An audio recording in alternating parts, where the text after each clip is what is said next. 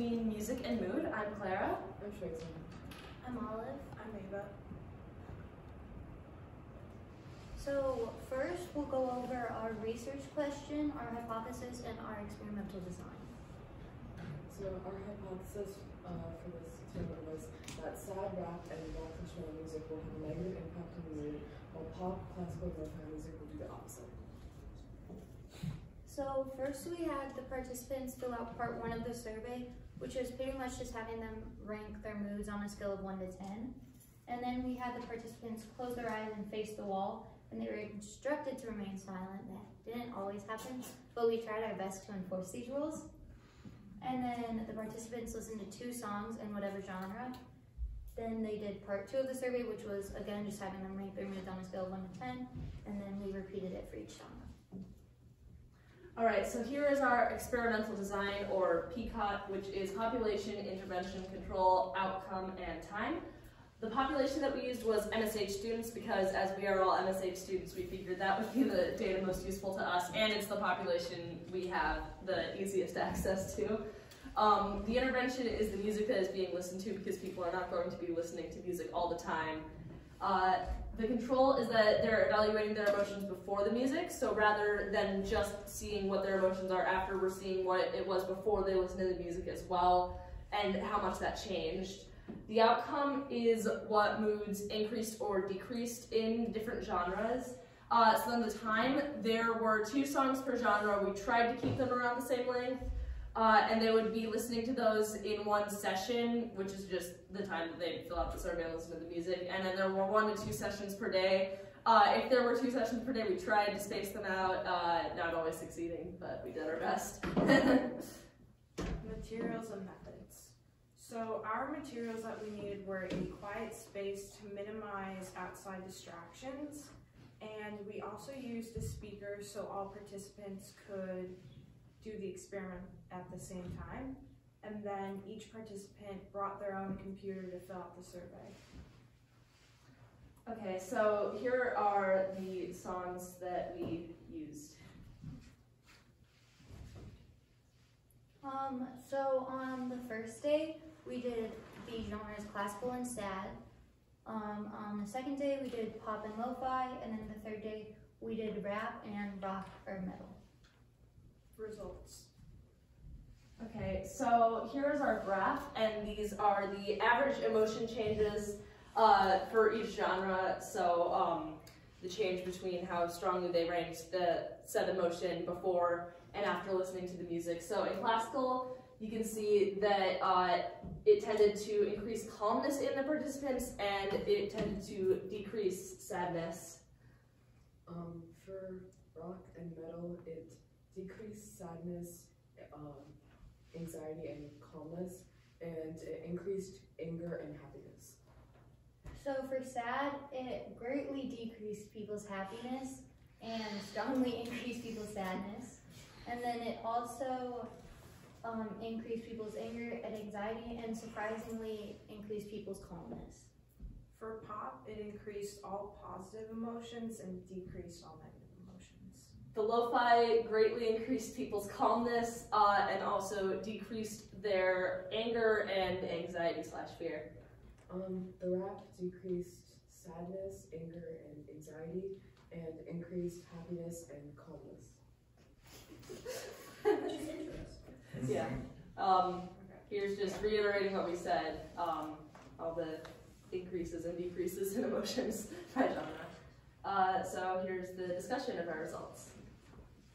So to conclude, our hypothesis was mostly correct except for the rap and rock/metal. Rap only had positive effects, and rock and metal had some positive effects, which was something that we didn't really anticipate.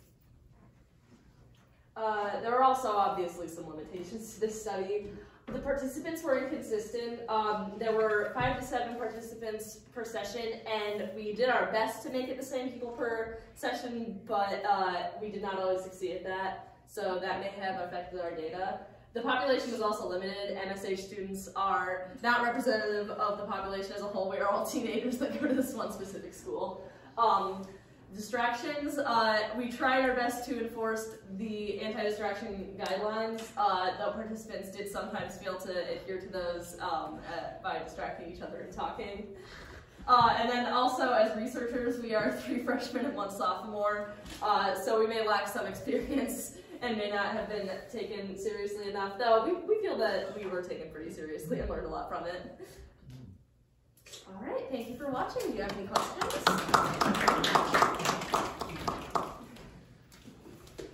I'll hop in. Can you guys go to the limitations real quick? I just want to say that I'm going to save the phrase failed to adhere to anti-distraction guidelines for when I'm telling other teachers about kids talking too much in class. I think that's a really gentle and diplomatic way to put it. Could you actually go to your graphs? And I would love to hear, let's say that I am feeling anxious and I'm having trouble getting my work done. Based on your data, what kind or kinds of music should I listen to? As you can see, the lo-fi tends to decrease anxiety and fear, while also calming you down, so that would be good for work.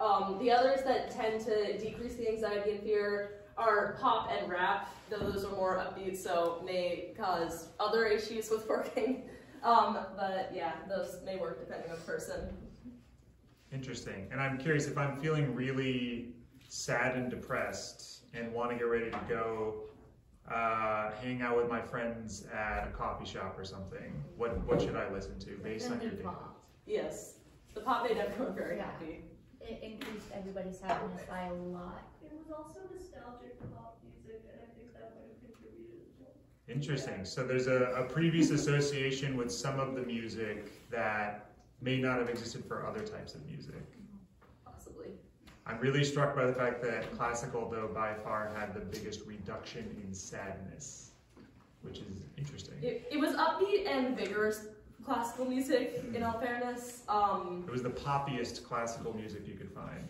Yeah, we tried to pick well-known songs, though they did end up being more upbeat, so that may have messed with the data as well. Interesting. Other questions? Other questions for the music group? I was just going to ask, kind of leading off of that, for all the other genres, like, why did you pick the songs that you picked? Was it just like you like them, or why did you think they were like best members? We each chose 5 songs for each genre. So like I had sad.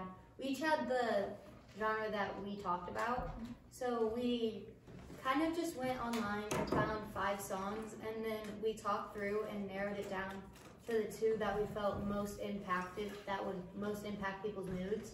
So like for sadness, we chose the 2 that we felt would affect people's sadness the most.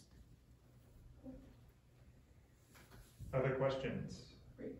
In the future, would you all, I don't know too much about this, but in the future, would you all consider looking at music theory and how different notes and things like that might end up affecting different parts of the brain or emotions? And also, I think looking at what constitutes as sad music or music that like makes people sad, because for some people, listening to nostalgic music might make them sad, because that might make them think of a happier time in their life, you know.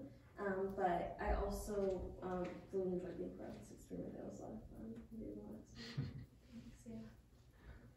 Questions for the music group? How did you rate like their already pre-existing mood? So when you say it reduced sadness, you were going for subjects that were already sad? No, it was from the survey when we had them rate their mood. It was like on a scale of 1 to 10, how happy are you, how sad are you, how calm are you? In that moment, or was it like in the moment? In that moment, and then we had them listen to the song and then rate it again how they were feeling after. Cool. Any last questions? All right, thank you guys.